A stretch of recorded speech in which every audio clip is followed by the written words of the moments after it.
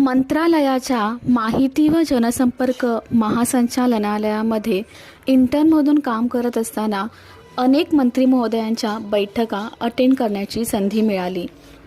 माझी मनापासून इच्छा होती की मला एकदा तरी उपमुख्यमंत्री श्री अजित पवार सरांची बैठक अटेंड करायची आहे.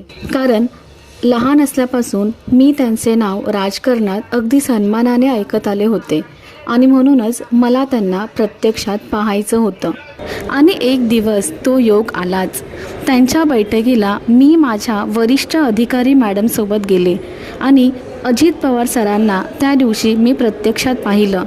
त्यांची बोलण्याची पद्धत, आपल्या अधिकाऱ्यांना कामांच्या सूचना देण्याची पद्धत अगदी उत्कृष्ट होती. त्यांची भाषणंसुद्धा मी ऐकले. त्यांचे भाषण अगदी मुद्देसूद आणि गमतीशीर असायचे. महाराष्ट्राच्या अधिक विकासासाठी असलेली त्यांची तळमळ त्यांच्या भाषणातून जाणवायची. 28 जानेवारीला त्यांच्या निधनाची बातमी मिळाली. ही बातमी खोटी किंवा कोणाचा तरी गैरसमज झाला असावा असे माझ्या मनाला वाटले. पण काही वेळाने ही बातमी खरी असल्याचे निश्चित झाले आणि धक्का बसला.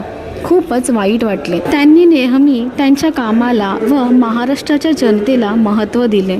मंत्रालयात असलेला त्यांचा वावर, मंत्रालयाला त्यांच्या येण्याची झालेली सवय कधीच मिटणार नाही. आज अजित पवार सर जरी आपल्यामध्ये नसले तरी मंत्रालयात त्यांचा आवाज कायम घुमत राहील.